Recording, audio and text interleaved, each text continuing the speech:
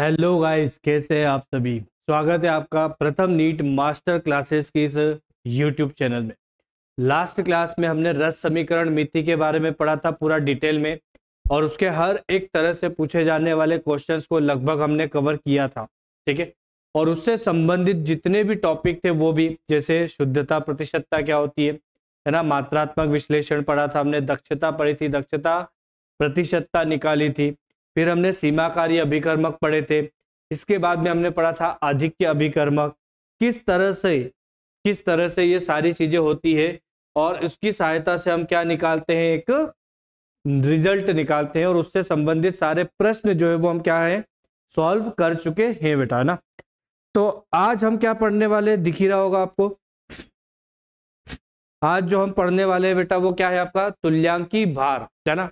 वैसे तो ये बहुत जगह पे काम आने वाली चीजें हैं, है ना। चैप्टर का नाम ही क्या है बेटा, बेसिक, है ना, मूलभूत अवधारणा है।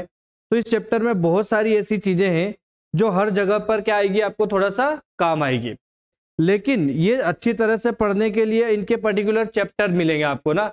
जैसे तुल्यांकी भार की आपको अच्छे से नॉलेज कहाँ पर मिल जाएगी, आपको विद्युत रसायन में मिल जाएगी, या फिर जो रेडॉक्स रिएक्शन है, रेडॉक्स अभिक्रियाएं हैं, वहां पे देखने को मिलेगी।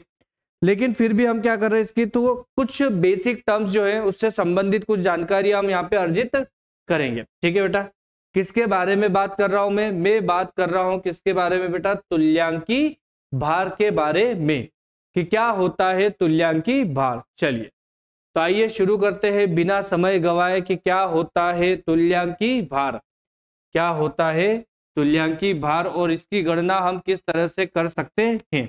ठीक है, किसकी बात करना चाह रहा हूं बेटा मैं, हम बात करना चाह रहे हैं आज किसकी, तुल्यांकी भार की। बहुत ही आसान सा और बहुत ही सुंदर सा टॉपिक है बेटा। क्या बात करना चाह रहे हैं हम, किसके बारे में, तुल्यांकी भार के बारे में हम क्या करना चाह रहे हैं, वार्तालाप करेंगे आज। सुने फिर ध्यान से। देखो, अगर मैं परिभाषा बोलूं तो परिभाषा क्या होती है इसकी, परिभाषा कहती है कि ये क्या होता है, यह किसी भी पदार्थ का, यह क्या होता है बेटा, यह किसी भी पदार्थ का क्या होता है, भार होता है। अब कौन सा भार, किसी भी पदार्थ का भार है तो कौन सा भार है, तो ये किसी भी पदार्थ का कौन सा भार होता है, यह भार होता है बेटा कौन सा, कि अगर आप इसमें रिएक्शंस कराओ, और किसको देखो, हाइड्रोजन को, तो हाइड्रोजन कितना 1.008 ग्राम। हाइड्रोजन जो है वो कितना बेटा भार की दृष्टि से, या हाइड्रोजन का कितना भार 1.008 ग्राम, मतलब जितना उसका परमाणु भार है। दूसरा उसने बोला कि अगर आप ऑक्सीजन का लेके चलो, दूसरा किसकी बात कर रहा हूं बेटा मैं, ऑक्सीजन की, तो ऑक्सीजन कितना बोला उसने भार की दृष्टि से 8। ठीक है, अब इसी का दिक्कत है, बाकी तो कोई दिक्कत नहीं, आपको समझ में आएगा। देखिए क्लोरीन, क्लोरीन का परमाणु भार होता है 35 दशमलव कितना बेटा 5। तो क्लोरीन का द्रव्यमान वही का वही, एटॉमिक मास। या फिर उसने बोला कि आप क्या ले लो, सिल्वर ले लो, है ना, और सिल्वर रजत जो है वो कितना बेटा 108। क्या कह रहा है परिभाषा, परिभाषा कह रहा है कि किसी भी पदार्थ का भार जो क्या करे, हाइड्रोजन कितना, हाइड्रोजन कितना, तो हाइड्रोजन के 1.008 ग्राम या 8 भार, ऑक्सीजन का कितना 8 भार, या क्लोरीन का कितना बेटा 35.5 भार, या सिल्वर का कितना 108 भार। इतने से क्रिया करके इतनी ही क्वांटिटी में, इतने से क्या करेगा वो क्रिया करेगा, और इतनी ही मात्रा में प्रतिस्थापन करेगा, इतनी ही मात्रा में क्या करेगा, प्रतिस्थापन करेगा। तो ये सब इतना ही क्रिया करके क्या करेगा, तो यह सब इतनी क्रिया करके क्या करेगा बेटा, इतनी ही मात्रा में या इतनी ही भार में वो क्या कर देगा, प्रतिस्थापन करता है। इतनी ही क्या करता है बेटा, वो प्रतिस्थापन करता है। तो अगर इतना प्रतिस्थापन हो रहा है, इतना जो है वो क्या हो रहा है, प्रतिस्थापन हो रहा है, तो उसका भार जो है वो क्या कहलाएगा, आपका तुल्यांकी भार कहलाता है। इतना भार जो है बेटा वो क्या कहलाएगा, तुल्यांकी भार कहलाता है। तो ये तो हो गई क्या बेटा इसकी परिभाषा। क्या बोल रहा है वो? तुल्यांकी भार किसी भी पदार्थ का वह भार जो हाइड्रोजन का कितना 1 ऑक्सीजन का कितना 8, क्लोरीन का कितना 35.5 और सिल्वर का कितना 108 के भार से क्रिया करके इतनी ही मात्रा में, भार से क्रिया करके क्या कर दे बेटा वो, इतनी ही मात्रा में क्या कर दे, उसका प्रतिस्थापन भी कर दे।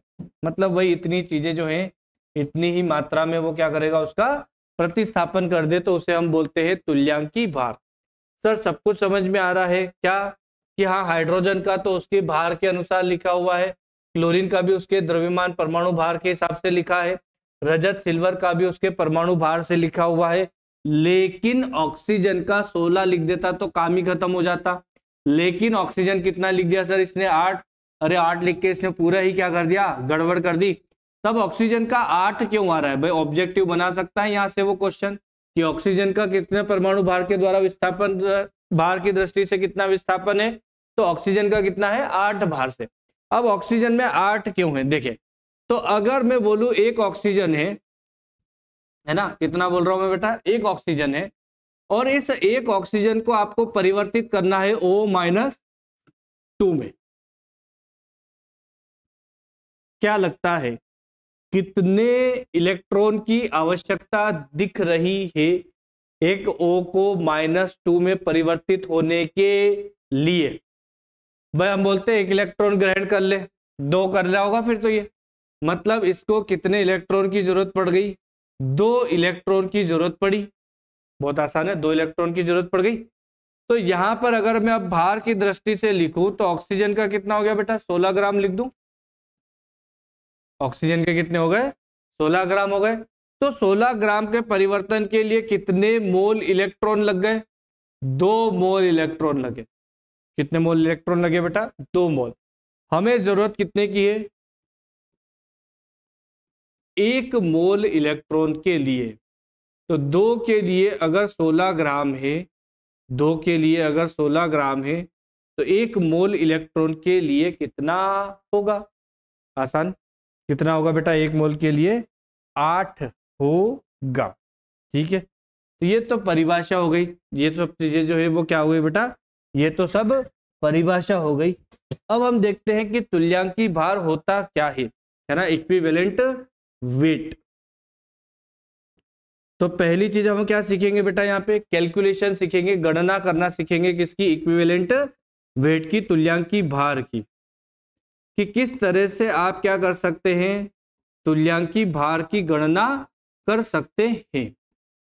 तो तुल्यांकी भार की गणना किस तरह से मैं करूंगा, या क्या फॉर्मूला होता होगा? ठीक है, क्या फॉर्मूला होता होगा?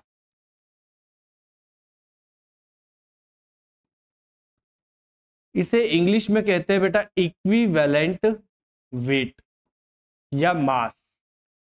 ठीक है, इक्विवेलेंट क्या बोलते हैं? वेट, या फिर क्या बोलते हैं बेटा? मास बोलते हैं। बहुत ही आसान सा फॉर्मूला है इसको कैलकुलेट करने का बेटा, इक्विवेलेंट वेट को, तुल्यांकी भार की गणना करने का। तो क्या होता है तुल्यांकी भार? तो तुल्यांकी भार बराबर होता है, क्या होता है तुल्यांकी भार बराबर? भार कौन सा? मोलर द्रव्यमान। आप क्या ले लो? मोलर द्रव्यमान। हाँ, मोलर द्रव्यमान तो हमने बहुत निकालना सीखा है, और हम आसानी से मोलर द्रव्यमान किसी का भी बता सकते हैं, इतना तो हमें याद हो गया होगा अब तक। तो अब मोलर द्रव्यमान को हम डिवाइड करते हैं किससे बेटा? एन फैक्टर से।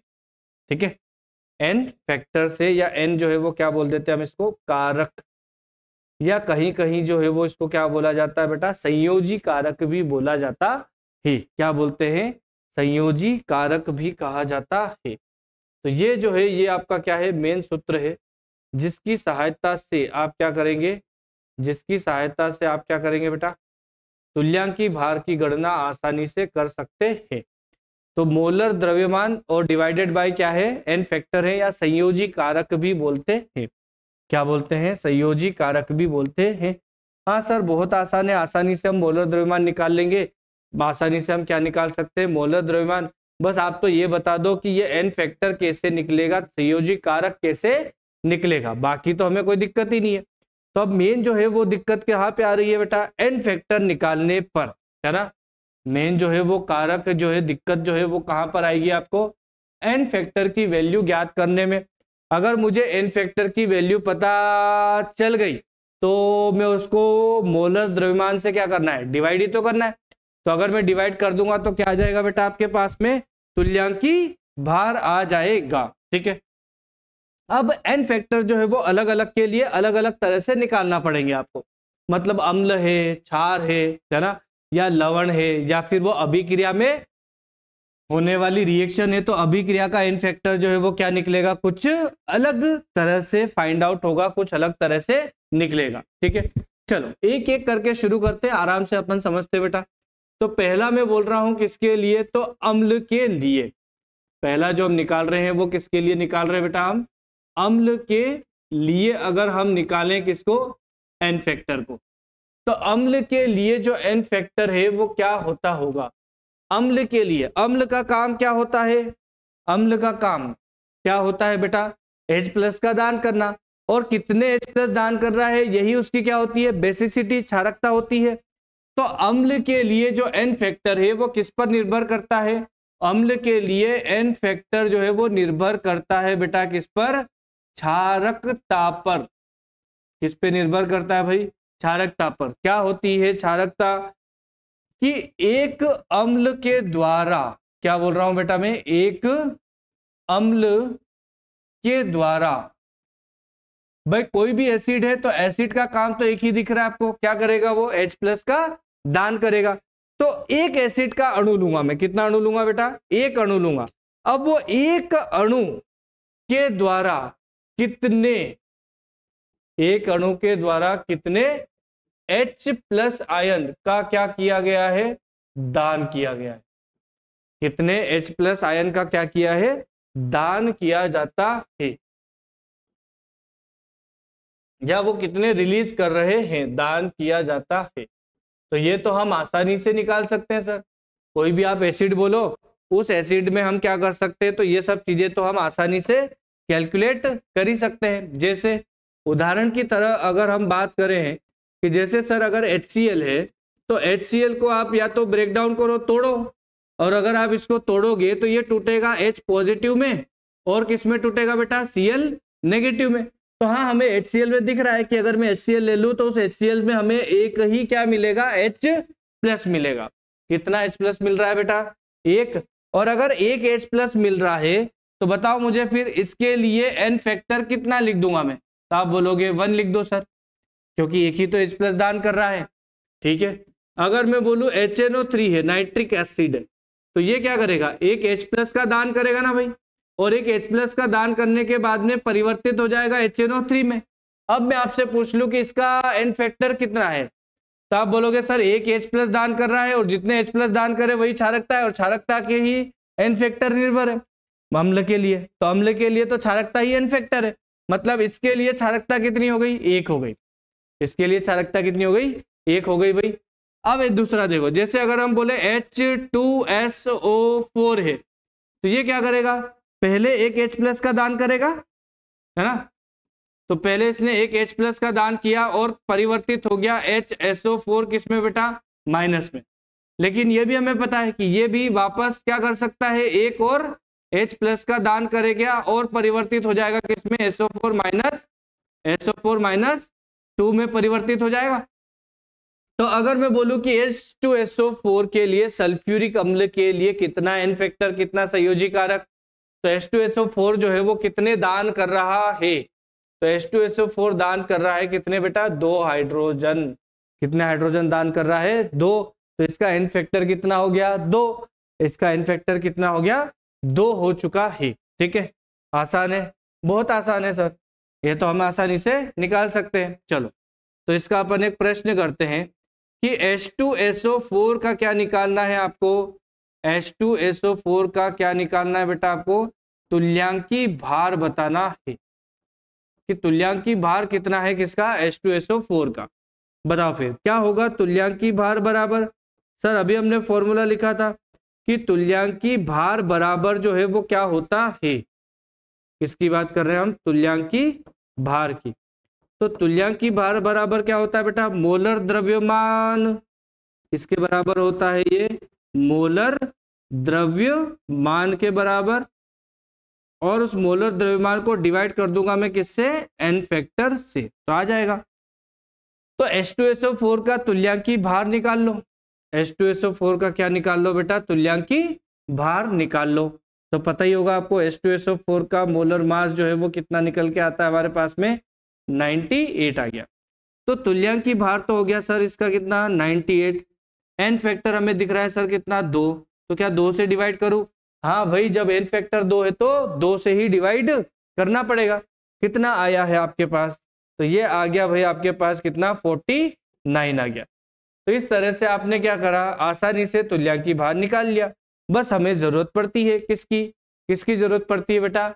हमें एन फैक्टर की जरूरत पड़ती है। अगर मुझे एन फैक्टर निकालते आ रहा है तो बाकी सारी चीजें जो है वो बहुत ही आसान हो गई, है ना। बाकी सारी चीजें जो है वो क्या हो गई बेटा? बहुत ही आसान। तो इसके लिए एक और देखो फिर, H3PO4 का निकाल के बताओ, और एक देखो आप H3PO3 का, और एक आप देख लो किसका? H3PO2 का। इन तीन के फैक्टर थोड़े ध्यान रखें।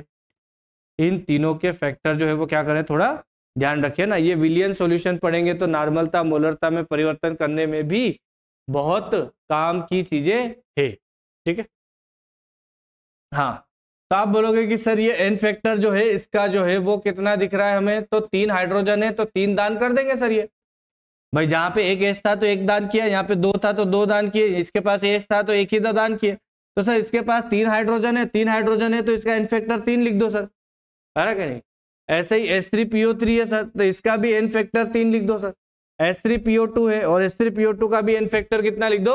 3 लिख दो। मतलब इन सभी के एन फैक्टर जो है वो कितने दिख रहे हैं आपको? 3। लेकिन ये 3 वास्तव में होते हैं या नहीं होते हैं, वही तो देखना है ना। तो अगर आपने ऐसा कर दिया, अगर आपने क्या कर दिया? ऐसा कर दिया तो गलत। भाई किसी अणु की संरचना को देखकर, किसी अणु की संरचना को देखकर वो कितने H+ दान करेगा ये हम नहीं बता सकते। ऐसे तो फिर तुम ग्लूकोज को अम्लीय बोल देते। C6H12 12 हाइड्रोजन दान कर सकता है क्या? वो नहीं, है ना।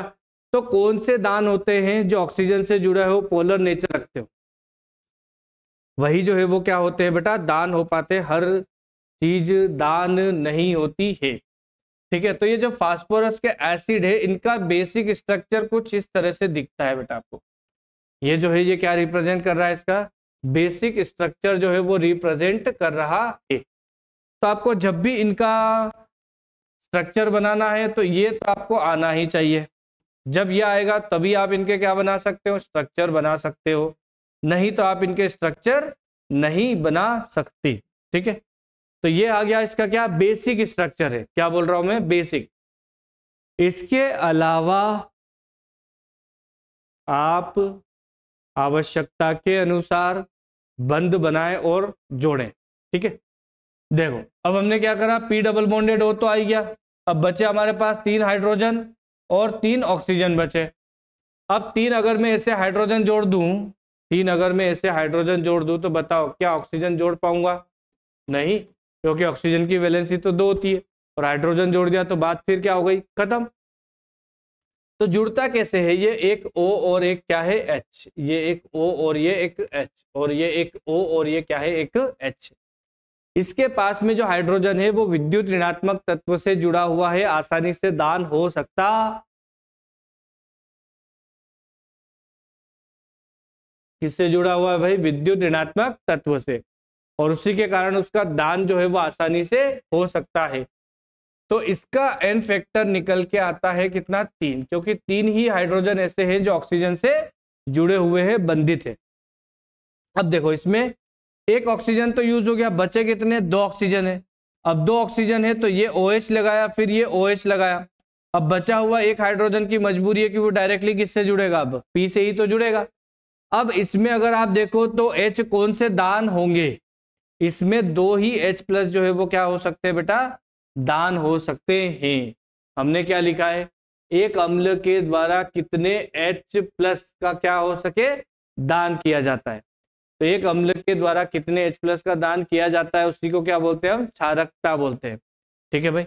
अब यहाँ पे देखो H3PO, तो एक ही ऑक्सीजन बचा, तो एक ऑक्सीजन किसके साथ जुड़ गया होगा, हाइड्रोजन के साथ, फिर हाइड्रोजन के साथ, फिर हाइड्रोजन के साथ, तो इसका एन फैक्टर जो है वो कितना आ जाता है भैया, 1 आ जाता है। इसका एन फैक्टर जो है वो कितना आता है, 1 आ जाता है। तो हमारे लिए ये 3 जो है वो थोड़े से क्या हो गए, ये 3 जो है वो थोड़े से क्या है, इंपॉर्टेंट है, इनका थोड़ा ध्यान रखे, नहीं तो ये आपको भटका सकते हैं। ठीक है बेटा। चल, इसके बाद अगर हम बात करें तो और भी कुछ है क्या, और भी होते हैं, जैसे देखो अगर मैं बात करूं BOH, ये कितने हैं, 3 है ना। अब ये जो है ये कोई प्रोटॉन का दान नहीं करता, तो ये नॉन प्रोटिक हो गया फिर तो, क्योंकि ये तो OH नेगेटिव दान करेगा, तो ये कैसा हो गया बेटा, नॉन प्रोटिक हो गया। ठीक है, लेकिन ये इसका नेचर होता है कौन सा, मोनो बेसिक नेचर है। अब इसका क्या मतलब हुआ, देखो तो ये जो बोरॉन है, ये बोरॉन कितने OH रख रहा है, 3 OH रख रहा है। ये जो बोरॉन है इसके पास में कितने OH है बेटा, 3 OH है। अब BOH3 जो है इसमें क्या है कि बोरॉन के पास में क्या है, एक वैकेंट ऑर्बिटल है।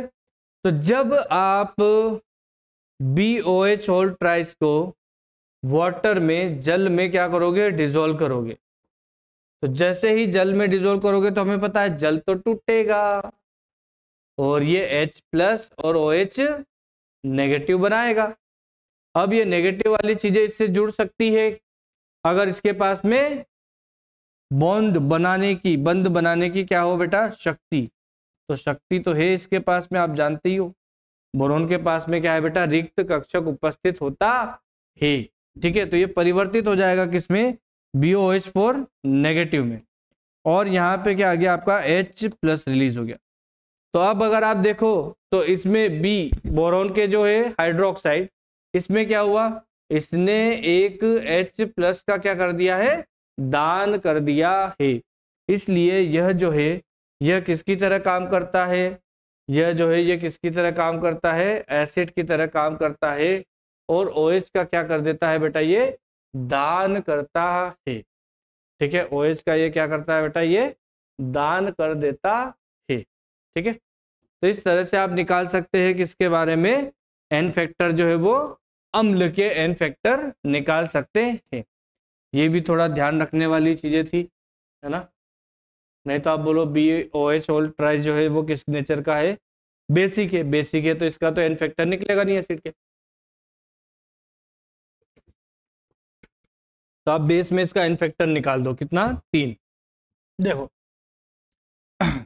जब हम देख रहे कौन सा, दूसरा कारक हमारा, दूसरा मतलब क्या निकाले, अब हम अभी हमने निकाला किसके लिए, अम्ल के लिए, अब हम बोल रहे हैं किसके लिए, तो एन फैक्टर निकालेंगे क्षार के लिए। ठीक है, तो दूसरा हम निकाल रहे हैं किसके लिए बेटा, क्षार के लिए एन फैक्टर।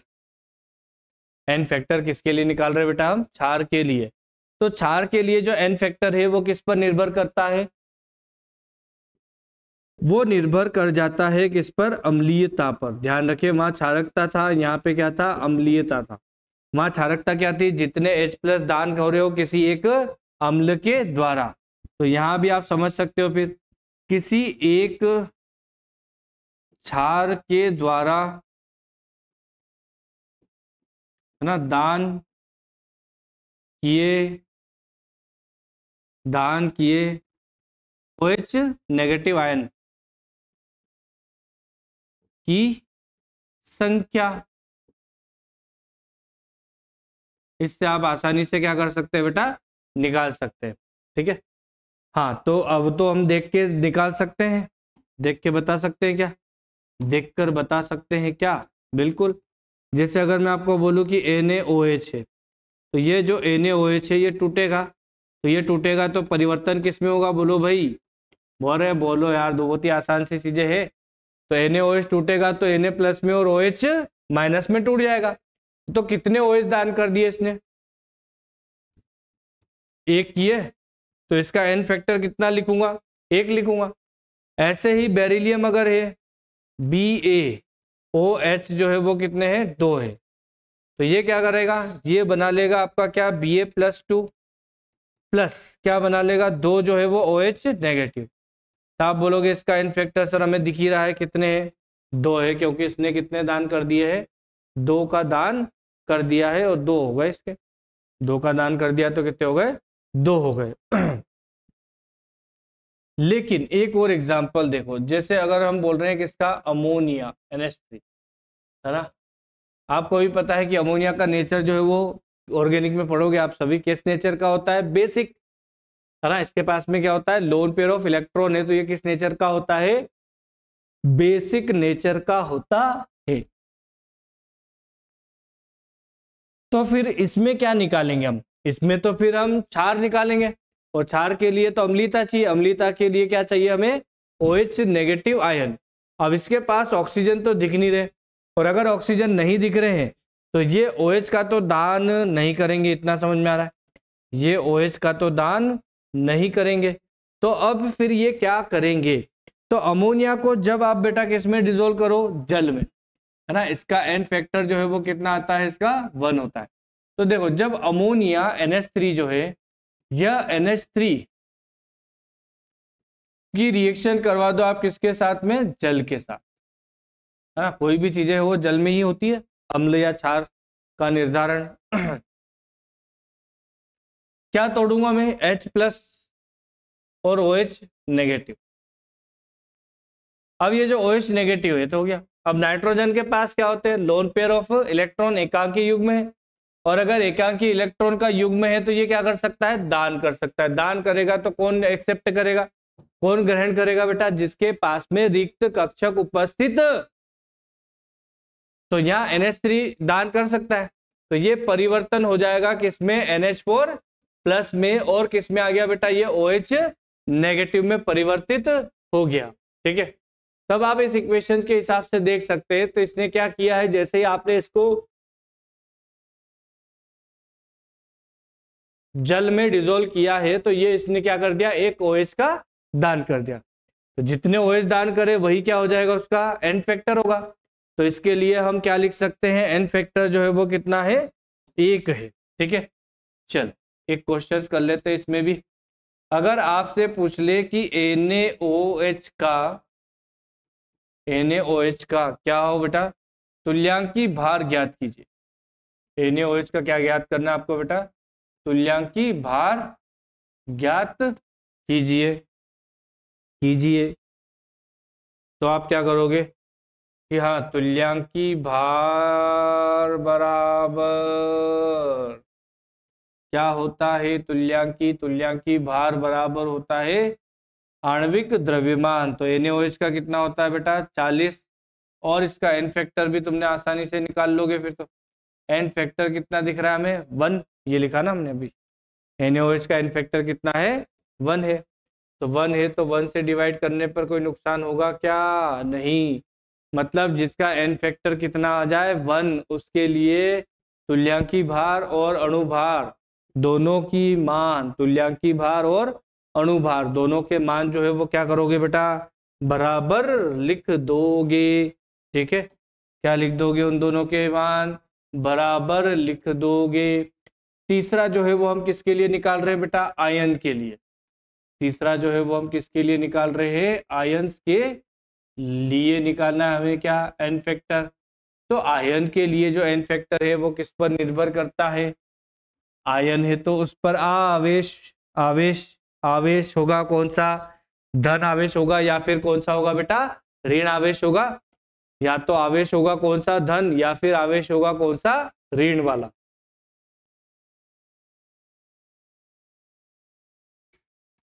होगा या नहीं होगा,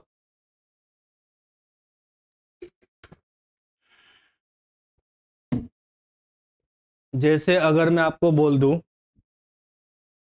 कोई आयन है अगर, है ना, कोई आयन है अगर, जैसे अगर मैं बोल दूं कि Fe+2 है, ठीक है, Fe जो है वो कितना है, +2 है। फिर मैं बोल दूं आपको Cu जो है वो कितना है, +2 है। Fe जो है वो कितना +2 है। कॉपर Cu जो है वो भी किस में अवस्था में है, +2 अवस्था में। +1 वाला भी हो सकता है Cu तो। और एक मान लो Cu जो है वो किस में है, +1 में भी प्रेजेंट है। किसमें प्रेजेंट है बेटा, एक +1 में भी प्रेजेंट है। ठीक है, कुल मिला के मैं ये कहना चाह रहा हूं कि अगर आयन है तो उस पर या तो धन की संख्या होगी, पॉजिटिव आयन की संख्या, या ऋण आयन की क्या होगी, एक निश्चित संख्या होगी, है ना। धन आयन या फिर ऋण आयन की क्या होगी बेटा, एक निश्चित संख्या होगी।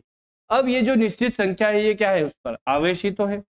ये जो निश्चित संख्या है ये क्या है बेटा, उस पर एक आवेश ही तो रख रहा है, और यही आवेश इसका एन फैक्टर डिफाइन कर देगा। ठीक है, तो आपको क्या देखना है, आपको देखना है कि जो भी आयन है उस आयन पर कितना आवेश उपस्थित है। उस आयन पर क्या देख लो आप, कितना आवेश उपस्थित है। तो अगर हम पूछें Fe+2 के लिए तो आप क्या बोलोगे, सर इसका एन फैक्टर तो हमें दिख रहा है कितना, 2 दिख रहा है ना। इसका एन फैक्टर जो है वो कितना दिख रहा है आपको, 2 दिख रहा है। ऐसे ही Cu+2 है, तो Cu+2 है तो इसका भी एन फैक्टर कितना दिख रहा है आपको, 2। लेकिन अगर Cu+1 में है तो इसका एन फैक्टर जो है वो कितना दिखेगा आपको, 1 दिखेगा। तो आप आसानी से निकाल सकते हैं। ठीक है, क्या कर सकते हैं बेटा, आप आसानी से निकाल सकते हैं। नेक्स्ट जो प्रॉपर्टी है वो किसके लिए देखना चाह रहे हैं बेटा, हम लवण के लिए, कि अगर आपके पास में कोई सॉल्ट हो जाए तो उसके लिए, लवण के लिए अगर मुझे निकालना हो क्या, एन फैक्टर, तो उसके लिए मुझे किसकी जरूरत पड़ेगी। ठीक है, इसके लिए क्या निकालना, मुझे एन फैक्टर निकालना है। ठीक है, अब इस पे क्या देखोगे, सॉल्ट जो है, लवण जो है वो किन से मिलके बना होता है, सॉल्ट जो है, लवण जो है वो किन से मिलके बना होता है। देखो, तो अगर मैं बोल रहा हूं कि NaCl सबसे बढ़िया, ये तो याद ही आपको। तो इसमें क्या है, सॉल्ट अगर है तो इसमें एक हिस्सा धन वाला है, मतलब पॉजिटिव आयन है, और एक हिस्सा जो है वो कौन सा है बेटा, एक हिस्सा कौन सा है, ऋण आयन वाला है। मतलब पॉजिटिव हिस्सा भी है और नेगेटिव वाला भी है, धनात्मक हिस्सा भी है और ऋणात्मक हिस्सा भी प्रेजेंट है। ठीक है, तो हम क्या करेंगे, इनमें आयन की संख्या देखना है आपको कि कितना चार्ज है, आवेश है किस पर, या तो धनायन पर या ऋण आयन पर। ठीक है, किसकी बात कर रहा हूं मैं, धन आयन, या लिख रहा हूं, क्या लिख रहा हूं बेटा मैं यहां पर, धन आयन या ऋण आयन। किसको देखूंगा मैं, या तो आप देख लो धन आयन पॉजिटिव वाले को, या फिर आप किसको देख लो बेटा, ऋण आयन देख लो नेगेटिव वाले को। धन आयन या ऋण आयन पर कुल आवेश देखना है आपको। क्या देखना है आपको बेटा, कुल आवेश, टोटल चार्ज देखना है। लेकिन ध्यान रखें किसी एक पर देखेंगे। मतलब मुझे NaCl का अगर एन फैक्टर निकालना है तो मैं बोलूंगा एन फैक्टर कितना है, 1, क्योंकि मैं Na+ के रिस्पेक्ट में देखूं तो प्लस भी कितना है, 1 है, और माइनस के रिस्पेक्ट में देखूं तो माइनस भी कितना है, 1 है। सॉल्ट का निर्माण तभी होता होगा बेटा जब उसमें धन और ऋण आयन की संख्या जो है वो क्या हो, बराबर। ठीक है, इसलिए लिखा गया है क्या, या। तो आप दोनों में से किसी एक ही को चूज कर सकते हो, दोनों में निकालोगे तो भी बराबर ही आएगा। ठीक है, बट मेरी मानो तो क्या करो, केटायन को चूज करो, क्योंकि केटायन वाला हिस्सा जो है वो आसानी से ऑब्जर्व हो जाता है। ठीक है, केटायन वाला हिस्सा जो है वो क्या होगा, आसानी से ऑब्जर्व हो जाएगा। चलो, तो इसका एन फैक्टर निकाल के बताओ। Al2 है और SO4 जो है वो कितने हैं, 3 है ना। Al2 है और SO4 जो है वो कितने हैं बेटा, 3 है। और दे दे, और अगर हम बोले इसमें H3PO4 की जगह Na3PO जो है वो कितने, 4, एक ही है। ठीक है, इन दोनों में निकाल के देखें। हाँ, तो ये एल्यूमिनियम और ये कौन हो गया, SO4। हमें पता है एल्यूमिनियम जो है वो किस में टूटेगा, +3 में, और SO4 जो है वो किस में टूटेगा, -2 में। अरे सर ये कैसे हो गया, एक तो आप बोल रहे थे अभी कि चार्ज जो है वो बराबर होगा, अब चार्ज गलत हो गए थे, एक पॉजिटिव में 3 आ रहे हैं, नेगेटिव में 2 आ रहे हैं, प्लस वालों की संख्या ज्यादा हो गई, नेगेटिव वालों की संख्या कम हो गई, ये तो सॉल्ट का फॉर्मेशन हो नहीं सकता है, तो गलत हो गया। तो गलत नहीं है भाई, ध्यान दो इधर। एल्यूमिनियम +3 में है, लेकिन +3 वाले हैं कितने? 2। ठीक है। SO4 -2 है, लेकिन SO4 है कितने? 3 है। तो अगर आप देखो टोटल, तो 3 दूनी कितने हो गए? 6। तो इसका n फैक्टर कितना आएगा? 6 आएगा। 3 दूनी जो है वो कितने आ गए बेटा? 6 आ गए। तो इसका n फैक्टर जो है वो कितना आएगा? 6। अगर मैं धन आयन के रिस्पेक्ट में फिलहाल देखना सिखा रहा हूं आपको, तो आप ऋण आयन में भी देख लो। ऋण आयन में एक SO4 पे -2 चार्ज है, तो ऐसे कितने हैं? 3 है। 3 है, तो इसमें भी n फैक्टर कितना आ रहा है? 6। इसलिए बोला गया है क्या? या। इसलिए क्या बोला गया है भैया? या बोला गया है। तो आप दोनों में से किसी एक को ऑब्जर्व कर लो, जो आसानी से आपको ऑब्जर्व हो जाए। मेरी मानो तो केटायन धनायन को ऑब्जर्व करो, क्योंकि वो आसानी से दिखेंगे। ठीक है, चलो इसको तोड़ूंगा मैं, तो क्या टूटेगा? ये ब्रेक डाउन होगा, और ऐसे ही ये भी ब्रेक डाउन होगा। और जब ये ब्रेक डाउन होंगे तो किस में परिवर्तित होंगे? ये ब्रेक डाउन होंगे तो आयन में। तो यहां से आपको क्या मिल जाएगा? Na जो है वो किस में टूटेगा? प्लस में। अब Na प्लस है, तो Na वाले की संख्या देखो कितनी है? 3 है। मतलब प्लस चार्ज कितना रख रहा है? ये 3। तो सीधी सी बात है, PO4 पे माइनस कितना लिख दूंगा? PO4 पे कितना लिखूंगा बेटा? -3 लिखूंगा। तब आप दोनों के रिस्पेक्ट में चले जाओ, है ना। इसके लिए भी जो n फैक्टर है वो कितना आ रहा है? 3। और इसके लिए भी जो n फैक्टर है वो कितना आ रहा है बेटा? 3 ही तो आ रहा है। ठीक है। तो सॉल्ट के केस में, लवण के केस में, किसके केस में? सॉल्ट के केस में। लवण के केस में आप क्या ध्यान रखें? क्या ध्यान रखें? या तो धनायन का चेक कर लो, या फिर चार्ज आवेश कुल किसका निकालो? ऋण आयन का। दोनों का नहीं, दोनों का ऐड करके जोड़ दोगे तो 6 और 6 कितने हो जाएंगे? इसके लिए 12। यहाँ पे 3 और 3 कितने हो जाएंगे बेटा? 6। लेकिन ये गलत हो जाएगा। ठीक है, ये क्या हो जाएगा? गलत हो जाएगा। ठीक है, ध्यान रखना इसका। चलिए नेक्स्ट देखते हैं। और किसी के लिए अगर मुझे इन्फेक्टर निकालना हो तो मैं कैसे निकालूंगा? तो अर्ध अभिक्रिया के लिए हम निकालना सीख रहे हैं क्या? N factor. किसके लिए? अर्ध अभिक्रिया के लिए। अर्ध अभिक्रिया क्या होती है? पूर्ण अभिक्रिया क्या होती है? ये सब आपको रेडॉक्स में और भी अच्छे से समझ में आएगा। ठीक है, एक तो हमने क्या बोल दिया?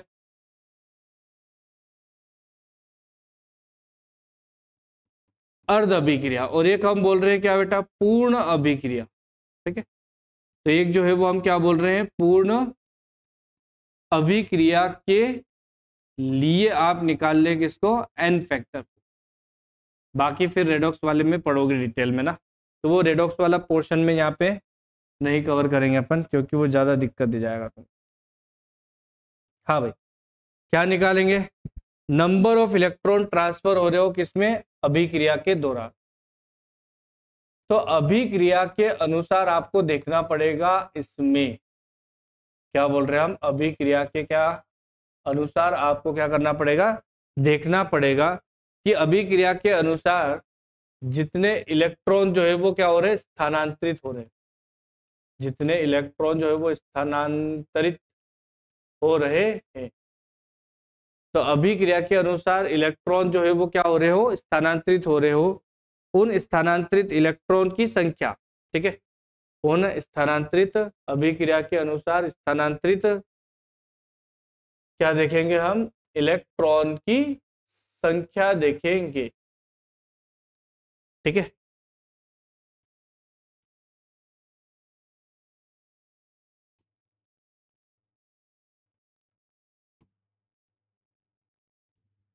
यहां भी वही का वही है। अभिक्रिया के अनुसार क्या देखना है आपको? स्थानांतरित इलेक्ट्रॉन की संख्या देखना है।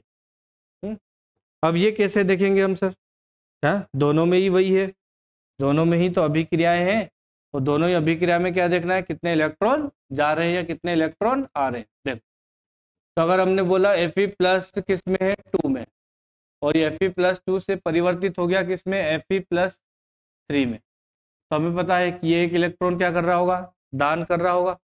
और अगर ये एक इलेक्ट्रॉन दान कर रहा है बेटा, तो स्थानांतरित होने वाले इलेक्ट्रॉन की संख्या तो कितनी है, एक Fe से कहाँ पे आ गया, इलेक्ट्रॉन बाहर चले गया। ठीक है, या फिर मैं अगर ऐसा बोल दूं कि ये Fe है और इस Fe का परिवर्तन Fe किस में हो रहा है, +2 में हो रहा है, तो इसने कितने इलेक्ट्रॉन दान किए होंगे ऐसा करने के लिए, 2। और अगर 2 इलेक्ट्रॉन दान किए हैं बेटा, तो इसका n फैक्टर जो है वो कितना आ गया है, 2 आ जाएगा। इसका n फैक्टर जो है वो कितना आ जाएगा, 2 हो जाएगा। ठीक है, अब यही चीजें आपको किस में देखना पड़ेगी, रिएक्शन में देखना पड़ेगी, है ना। यही चीजें जो है वो अब आपको किस में ऑब्जर्व करना पड़ेगी बेटा, रिएक्शन में ऑब्जर्व करना पड़ेगी। तो उसको हम बोल देंगे अभिक्रिया में। ठीक है, इसको फिर हम क्या बोल देंगे बेटा, अभिक्रिया के अनुसार बोल देंगे सारी चीजें। ठीक है, देखो फिर क्या हो सकता है। तो अगर मैं बोल रहा हूं आपको Zn की रिएक्शंस करवा दें हम किसके साथ में, HG ले लो, AgCl ले लो,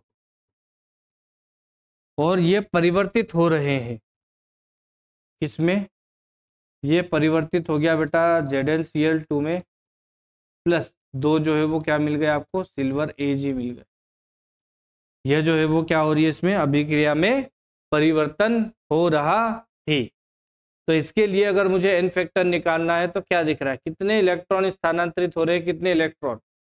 अब अर्ध अभिक्रिया क्या होती है बेटा, उसमें या तो इलेक्ट्रॉन ग्रहण वाली इंफॉर्मेशन मिलेगी आपको, या इलेक्ट्रॉन दान वाली इंफॉर्मेशन मिलेगी, दोनों नहीं मिलेगी। ठीक है, लेकिन पूर्ण अभिक्रिया में ये दोनों चीजें होती है। तो Zn से ये परिवर्तित हो रहा है किसमें बेटा, Zn+2 में ऑक्सीकरण अवस्था, ऑक्सीडेशन चेंज, और Ag जो है वो क्या हो रहा है आपका, प्लस वाले से कहाँ पे पहुंच गया है, 0 में। तो आप सीधे बोल सकते हो, किसी एक को ऑब्जर्व कर लूं मैं तो Zn का कन्वर्जन Zn+2 में करने के लिए कितने इलेक्ट्रॉन दान हो रहे होंगे, 2 का। तो यहाँ पर n फैक्टर जो है वो आ जाएगा बेटा कितना, 2 आ जाएगा। यहाँ पर जो n फैक्टर है वो कितना आ जाएगा भाई, यहाँ पे n फैक्टर आ जाएगा कितना, 2। ठीक है, बाकी रेडॉक्स रिएक्शंस के लिए जितना ऑक्सीडेशन स्टेट है उतनी चेंज देखना पड़ेगी हमें, है ना। तो उसके लिए ऑक्सीकरण संख्या निकालना, ये सब चीजें आना चाहिए, तो वो आपको रेडॉक्स में ही आसानी से समझ में आ जाएगा। तो वहीं पर हम डिस्कस करेंगे उसको। ठीक है, तो ये इतनी सारी चीजें हैं जिसमें आप क्या निकाल सकते हो, तुल्यांकी भार निकाल सकते हो। ठीक है, क्या निकाल सकते हो बेटा, तुल्यांकी भार निकाल सकते हो। ठीक, नेक्स्ट देखते हैं हम, तुल्यांकी भार निर्धारित करने की क्या है, विधियां है ना। नेक्स्ट टॉपिक जो है वो क्या बोल रहा हूं मैं, तुल्यांकी भार निर्धारित करने की विधियां।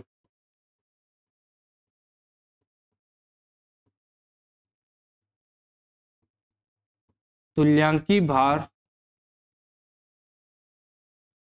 निर्धारित करने की विधि, तुल्यांकी भार निर्धारित करने की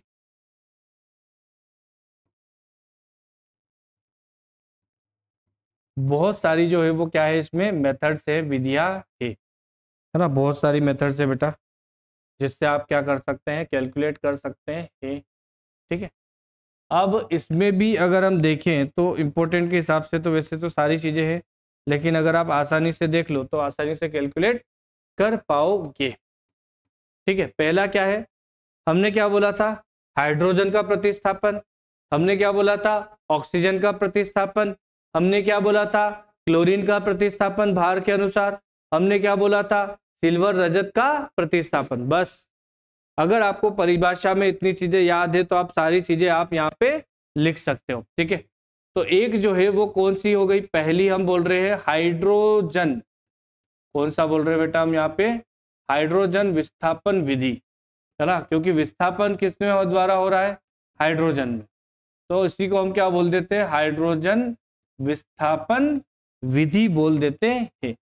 अब ये जो हाइड्रोजन विस्थापन विधि है ये क्या होती है, देखो ये विधि किसके लिए प्रयोग में लाई जाएगी, पहली चीज तो ये सब चीजें उनके लिए होगी या उन तत्वों के लिए होगी, किसके लिए बात करेंगे हम बेटा इसमें, उन तत्वों के लिए भाई जिसमें कैपेसिटी, इतना गुण भी तो होना चाहिए जो हाइड्रोजन को क्या कर सके, विस्थापित करते। ठीक है, तो ये उन तत्वों के लिए है जो क्या कर सके, हाइड्रोजन को क्या कर सके बेटा, विस्थापित कर सके। अगर हाइड्रोजन विस्थापित ही नहीं हो रहा है तो कितनी हाइड्रोजन निकल रही है आप देख नहीं सकते हैं। ठीक है, तो उन तत्वों के लिए है पहली चीज जो हाइड्रोजन को क्या कर सके, विस्थापित कर सके, जिसे सक्रिय धातु है। ठीक है, तो अब इसके लिए क्या निकालेंगे हम, उस धातु का तुल्यांकी भार निकाल सकते हो। इसके लिए आप क्या निकाल सकते हो बेटा, उस धातु का, सक्रिय धातु होती है ना ये, उसका क्या निकाल सकते हैं आप, तुल्यांकी भार ज्ञात कर सकते हैं। और बहुत ही आसान है, जिस धातु के साथ में आप रिएक्शंस करा दो उस धातु का क्या देख लो, भार। ठीक है, उस धातु का क्या होगा बेटा, एक निश्चित भार होगा जिसके साथ आप उसकी क्या करवाओगे, अभिक्रिया करवाओगे। ठीक है, अब जैसे ही अभिक्रिया कराऊंगा तो क्या होगा, वो हाइड्रोजन को प्रतिस्थापित करेगा। तो जो हाइड्रोजन गैस है, वो हाइड्रोजन गैस जो है वो क्या कर रहा है, उसने प्रतिस्थापित करना शुरू किया, तो उसका भी तो द्रव्यमान निकलेगा कि भार की दृष्टि से हाइड्रोजन का कितना प्रतिस्थापन वो कर पा रहा है।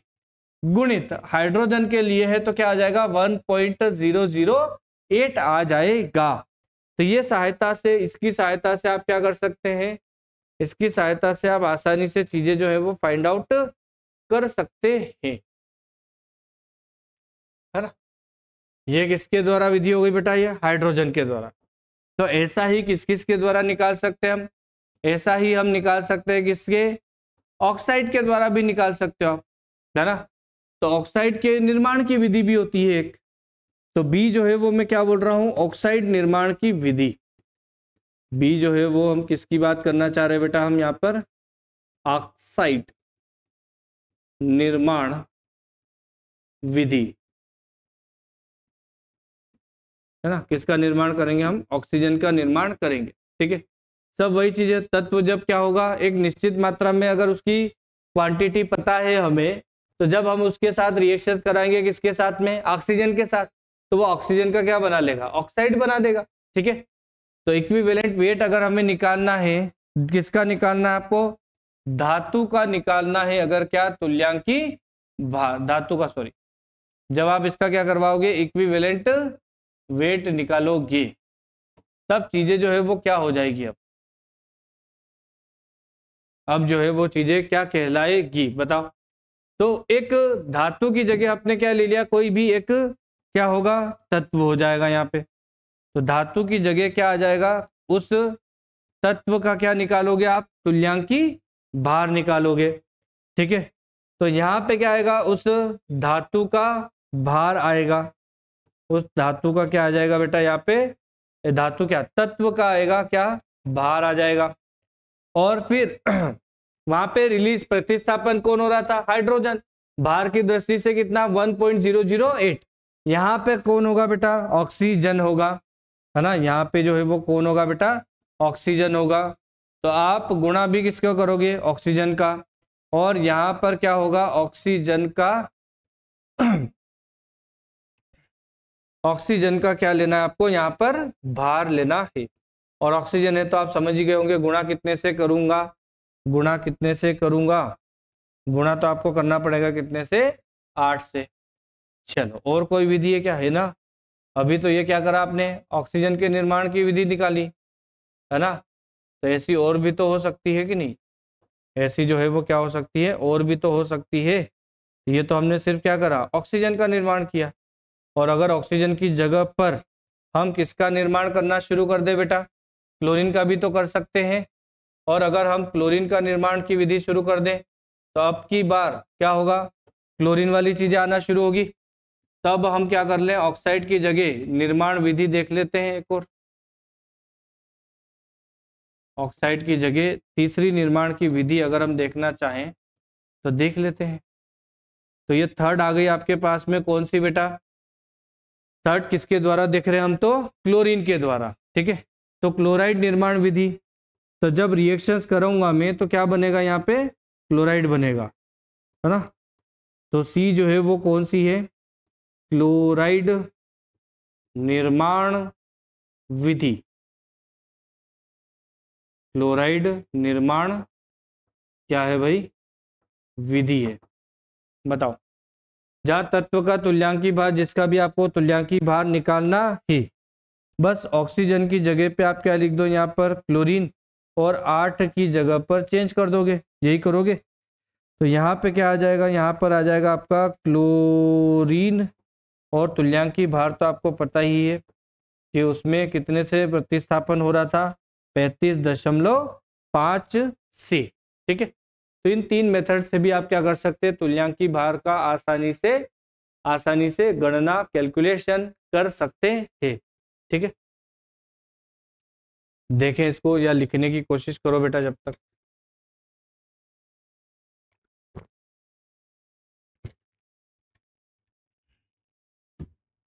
चलो, अब इसमें क्या होता है, एक और होती है जिसमें हम क्या करते हैं, धातु का विस्थापन करवा लेते हैं। तो उस मेथड को क्या नाम देते हैं, धातु विस्थापन विधि के द्वारा, है ना।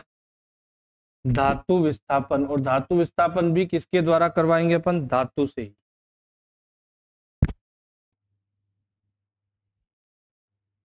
है ना। ये भी किसके द्वारा करवाते हैं, धातु से ही करवाते हैं। तो धातु से धातु विस्थापन विधि द्वारा।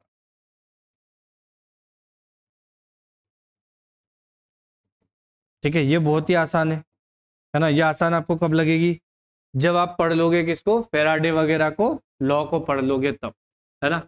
तो क्या होता है ये कि एक धातु का कोई भी इक्विवेलेंट वेट है, वो मान लेते हैं हम कितना, E1। ऐसा ही दूसरी कोई धातु को करवाएंगे तो उसका E2 मान लो। तो E जो लिख रहा हूं मैं, वो क्या लिख रहा हूं बेटा मैं, ये मैं लिख रहा हूं उनके तुल्यांकी भार। तो दो धातु के द्वारा जो प्रतिस्थापन हो रहा होगा, दो धातु के द्वारा क्या हो रहा होगा, जो प्रतिस्थापन हो रहा होगा क्रिया विधि के द्वारा। तो उस क्रिया विधि के द्वारा जब प्रतिस्थापन हो रहा होगा, तो वो जो हमने मान लिया है, वो क्या मान लिया है, वो जो होता है उसका रेशियो हमेशा क्या आता है, कांस्टेंट आता है, स्थिर आता है। ठीक है, मतलब कि उस धातु का M1 और उसका तुल्यांकी भार, इसका मान जो है वो क्या होगा, स्थिर होगा, कांस्टेंट होगा। ठीक है, क्या होगा बेटा, मान स्थिर होगा, कांस्टेंट होगा। ऐसे ही अगर आप बोल दो M2 डिवाइडेड बाय क्या हो गया, E2, तो इसकी वैल्यू जो है वो भी कैसी हो जाएगी, स्थिर होगी, कांस्टेंट होगी। तो इसका मतलब तो आप क्या लिख सकते हो, इसका मतलब आप लिख सकते हो M1 और E1 बराबर हो गया किसके बेटा, M2 और किसके, E2 के। तो अब आप इसको क्रॉस गुणा कर दो, है ना। ये E1 को यहाँ ले आओ, तो यहाँ पे M1 तो था ही, इक्वल टू यहाँ पर हमने क्या रखा, E2 तो था ही। यहाँ पर ये जो E1 है ये यहाँ पर आ गया, और यहाँ पे M2 जो है वो यहाँ पर आ गया। तो इसकी सहायता से भी आप निकाल सकते हो कि धातु कितना प्रतिस्थापन कर रहा है। ठीक है, कितना प्रतिस्थापन जो है वो क्या है, कर रहा है।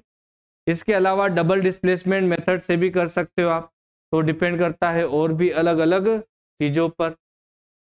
ठीक है, इतना कोई आपके लिए इतना इंपॉर्टेंट है नहीं, इतना, है ना। मेन जो है वो इक्विवेलेंट वेट निकालना रहता है, और मेनली काम आते हैं उसमें भी कौन से, तो एसिड बेस, या फिर आप हाफ रिएक्शन, अर्ध अभिक्रिया, पूर्ण अभिक्रिया और रेडॉक्स वाली चीजों में ही काम की चीजें, बाकी तो कोई इतना खास है नहीं आपके लिए। ठीक है, चलिए, तो तुल्यांकी भार में यहीं तक करते हैं अपन, बाकी मिलते हैं आपसे नेक्स्ट चैप्टर के बारे में डिस्कस करेंगे, या इसमें कुछ और बचा होगा तो वो देखेंगे, नहीं तो हम आपके पास या आपके लिए लेके आएंगे नेक्स्ट चैप्टर, कुछ नया चैप्टर और उसी से रिलेटेड कुछ टॉपिक। ठीक है, तो मिलते हैं नेक्स्ट वीडियो में, तब तक के लिए थैंक यू, गुड।